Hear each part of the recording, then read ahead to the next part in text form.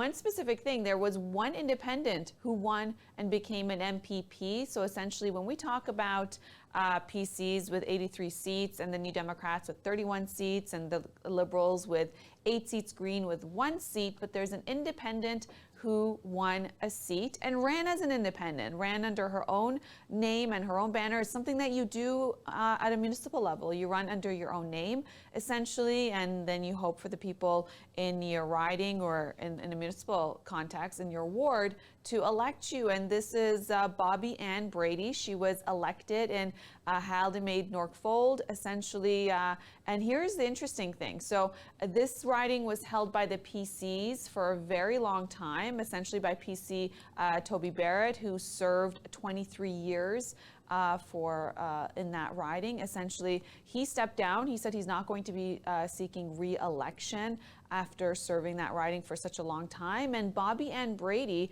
was his executive assistant who worked for him for 23 years in the riding. People knew her. Essentially, the reason she decided to run independent is because the PC party didn't hold a nomination, allowing her a chance to put her name in, to make memberships and go for a nomination to become the candidate in that riding. Instead, they put a mayor in place, Hewitt. He was put in place. He didn't, he took some time away from his job as mayor for the city, but he did not have to resign, as you don't have to resign if you hold office, if you're seeking a higher position. And essentially, she got 35% of the vote, beating the mayor, who got only 30.5% of the vote. Essentially, Toby Barrett put his support behind her, and here's her statement. She says, "I've given 23 years of my life to the party, and I've worked for MPP Toby Barrett for 23 years, and we weren't afforded a nomination night.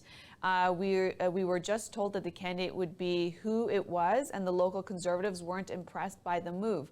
So essentially, she thanks the voters and the supporters in her riding. And so there is an independent MPP going to Queen's Park. Let's see if the PCs will reach out to her and ask her to join caucus. And essentially, she had worked for a PC MPP for a very long time, for over 2 decades. So that's one of the news stories that came out from last night, one of the biggest highlights.